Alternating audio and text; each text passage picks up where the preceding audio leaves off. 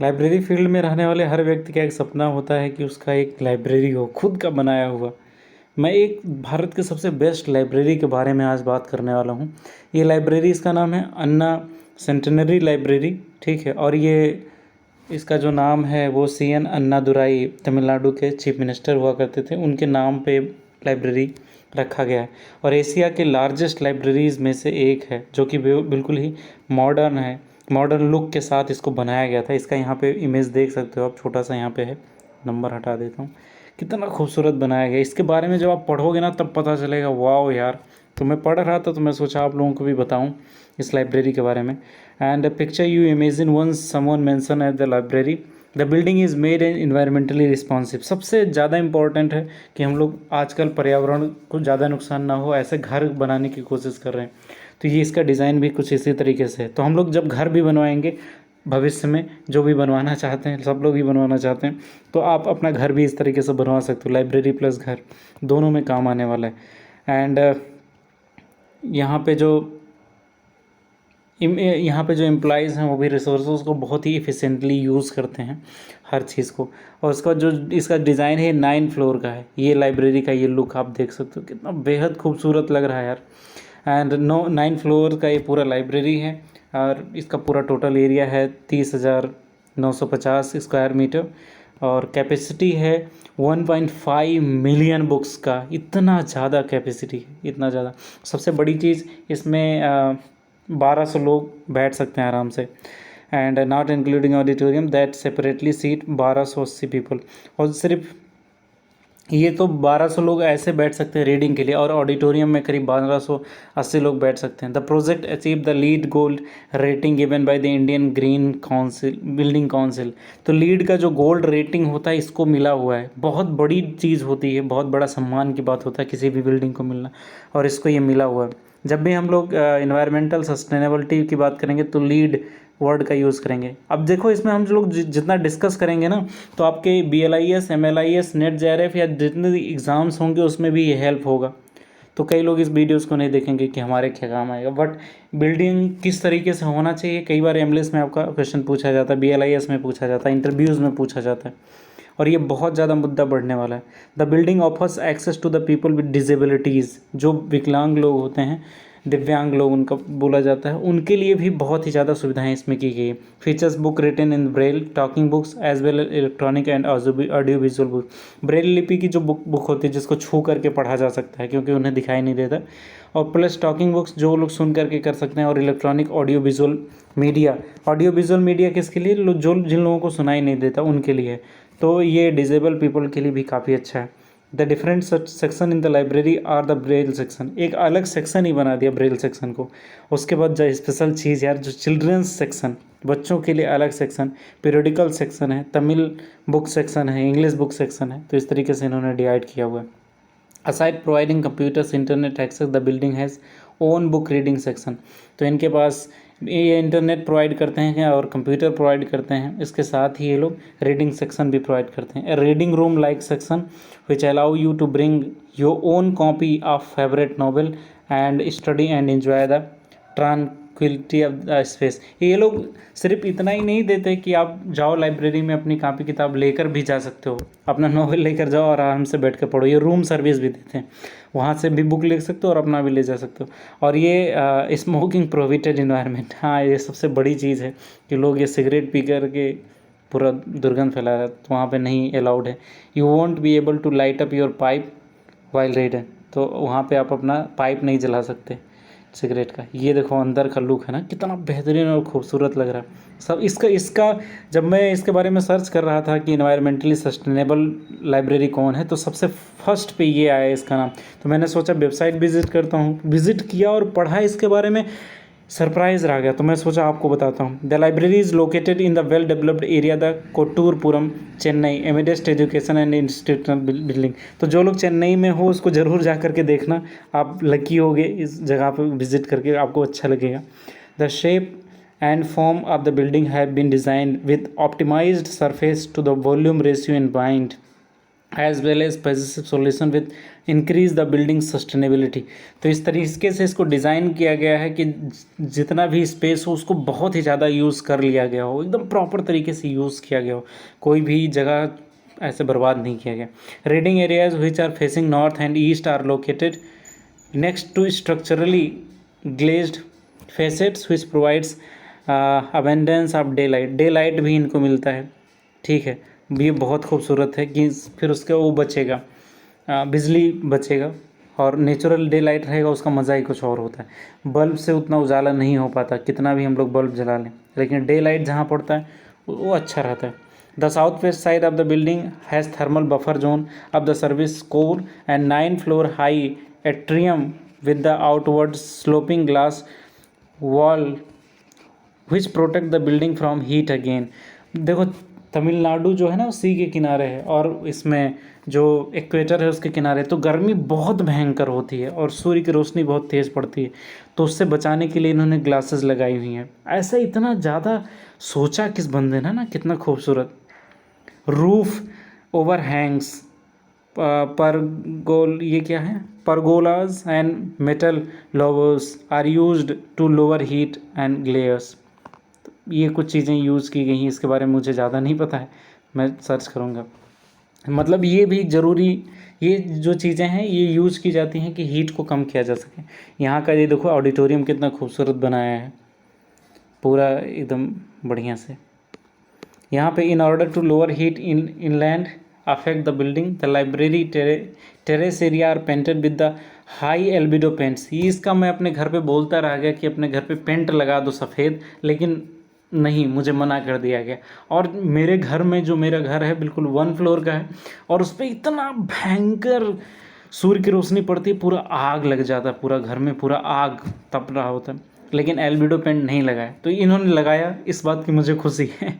And auditorium terrace and the library terrace level 1st, 2nd, 3rd floor are covered with the green roofs. ये देखो ये green roofs, इससे पूरा cover किया गया, कितने खूबसूरत तरीके से इसको कवर किया गया। तो इसका फ़ायदा क्या होगा कि जितनी भी सूर्य की रोशनी आएगी वो रिफ्लेक्ट हो जाएगी, इसको एल्बिडो बोलते हैं, ठीक है। And the soil used in the surfaces has been collected during the excavation of the project. जब खुदाई हो रही थी तो वहाँ का जो सॉइल है उसको भी यूज कर लिया गया सरफेस पे। Where top 20 centimetre of the soil has been saved the landscaping applications. The project used building material with recycled content value of 12% by the cost of the total material cost। मैं इसको airplane mode पे डाल दूँ वरना किसी का call आ जाएगा। And 75% construction based were reused the site sent to the recycling. यहाँ पे जो बिल्डिंग मटेरियल्स में रिसाइकिल का यूज़ किया गया 12% का यूज़ किया गया। उसका 75% का जो कंस्ट्रक्शन बेस्ड हुआ वो सारा रिसाइकिल में भेज दिया गया। कितना सोचा इन्वायरमेंट को लेकर के। 77% of the building material was sourced locally to support the regional economy. देखो 77% जो मटेरियल्स हैं वो रीजनली मतलब लोकल से ही लिया गया कि वहाँ की जो इकोनॉमी हो बूस्ट हो and reduce the environmental impact. बाहर से मंगाया ही नहीं गया कि वहाँ पे इम्पैक्ट ना पड़े। although there are many features which lower the building's energy consumptions। तो ये लोग एनर्जी बिजली बचाने के लिए भी क्या काम करते हैं, LED CFL लाइट ये सब बनाते हैं। And high efficiency Motors pumps मतलब स्टार्स वाले fans system with enables monitoring and control of lighting and ventilation. तो ये लाइटिंग को इस तरह से करते हैं कि जिससे कम बिजली में ज़्यादा उजाला हो सके, और प्लस मोटर भी उन्होंने कम बिजली लेकर के और ज़्यादा अच्छे काम करे, ऐसे मोटर इन्होंने लगाया। और वेंटिलेशन मतलब होता है हवा का आना जाना, ठीक है, उसको वेंटिलेशन बोलते हैं, उसकी भी इन्होंने फैसिलिटी की रखी है। Building achieve 17.5% less consumptions compare to ordinary building. बताओ 17% कम बिजली ये लोग खपत करते हैं आम घरों से, बहुत बड़ी चीज़ है।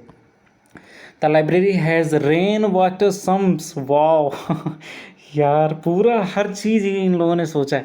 तो जो बारिश का पानी होता है उसको ऑब्जर्व करने के लिए उन्होंने बना रखा है। परकोलेशन पिट्स मतलब गड्ढे बना रखे हैं जिसमें वो पानी इकट्ठा हो सकते हैं। Which is used of rain water harvesting and increase in the ground water table. तो ग्राउंड वाटर बढ़ाने के लिए देखो तमिलनाडु घोस्ट सिटी बनने वाला था, सॉरी चेन्नई घोस्ट सिटी बनने वाला था, वहाँ पे पानी पूरी तरीके से ख़त्म हो गया था। तो ऐसे में ये बहुत बड़ा कदम है कि जितना बारिश हो एक एक बूंद को इकट्ठा कर लिया जाए।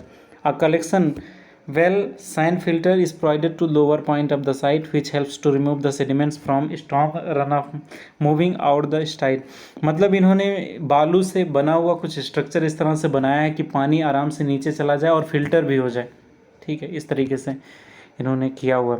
The Anna centenary library has outside sewage treatment plan, मतलब जो नाली जितना हमारा पानी होता है ना वाश बेसन से निकलता है, उसको भी ये लोग ट्रीटमेंट करते हैं भाई क्या बात है यार। And only treated waste water is used for landscape irrigation and toilet flushing requirements. और जितना ये वाटर ट्रीट किया जाता है ना उसको फ्लश में शौचालय में यूज़ कर लिया जाता है और इरिगेशन सिंचाई में यूज़ कर लिया जाता है। कितनी खूबसूरत बात है यार। The water consumption in irrigation is lowered with high efficiency landscape drip and sprinkler system with combined with water efficient fixtures use 64% less water compared to standard building। Wow अद्भुत, इसको तालियां बजानी चाहिए इसके लिए। ये लोग जब सिंचाई करते हैं ना तो अक्सर क्या होता है हम लोग फ्लडिंग इरिगेशन करते हैं, मतलब पूरा खेत पानी इससे भर दिया, लेकिन ये ऐसा नहीं करते हैं। ये लोग फव्वारे के द्वारा ये लोग पूरा पानी डालते हैं वहाँ पे, और इतना बेहतरीन तरीके से, और पानी बहुत कम 64% पानी बचा पाना बहुत बड़ी चीज़ है, बहुत बड़ी चीज़ है। ये देखो पेड़ लगा रखा है लाइब्रेरी के अंदर, ये बच्चों की लाइब्रेरी है, कितना खूबसूरत लग रहा है ना। The quality of indoor air is insured with uses of low VOC products. देखो जो VOC प्रोडक्ट्स होते हैं जैसे पेंट होता है, एडेसिव एंड सीलेंट्स होते हैं ना, ये इतनी बदबूदार चीज़ें होती हैं और पूरा छोड़ते रहते हैं गैस। आपने कोई नई चेयर खरीदी हो, वो वाली प्लास्टिक का एक बदबूदार प्लास्टिक होती है, पूरा कमरा बदबू से भर जाएगा। अब उस बदबू को हटाने के लिए आपको रूम फ्रेशनर डालना पड़ेगा। तो ये इन्होंने उसको मेंटेन करने के लिए VOC प्रोडक्ट्स जैसे पेंट वगैरह का इस तरह से कम यूज़ किया है।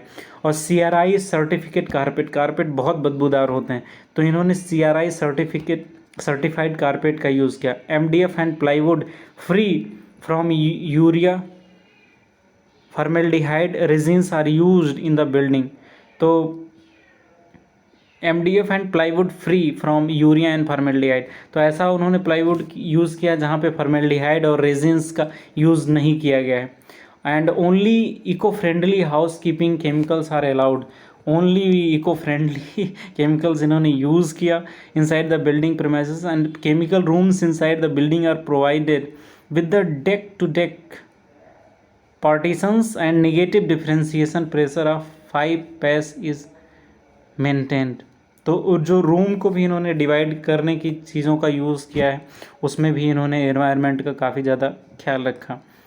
और the further awareness regarding green living among the public is promoted through use of areas where different material can be stored for recycling, graphics, posters, as well as an artificial tree in the heart of the children's area that promotes the message of the nature conservation। ये नकली पेड़ है, मतलब artificial पेड़ है, मुझे लगा original होगा। तो इसको अब लोगों को अवेयर करने के लिए बताया गया, और प्लस इन्होंने लोगों को रिसाइकिल के बारे में प्रमोट किया। ठीक है, और उसके बाद एक ख़ास जगह भी इन्होंने बनाया ग्राफिक्स के लिए, पोस्टर्स के लिए। तो इतनी शानदार बिल्डिंग इन्होंने बनाया है, मैं तो इसका फ़ैन हो गया। तो मैंने सोचा इस पर एक वीडियो बना देता हूँ, सबको पता चले। और ऐसे ही मैं करीब 10-12 लाइब्रेरीज़ या अन्य लाइब्रेरीज जितने भी नेशनल और इंटरनेशनल, उसके बारे में मैं पढ़ूँगा। तो आप लोग अगर चाहोगे तो मैं उस पर भी वीडियो बना दूँगा, लेकिन चाहोगे तो बहुत अच्छा लगा मुझे ये आप लोगों को बताते हुए, best library in the India. So all the best, thank you very much.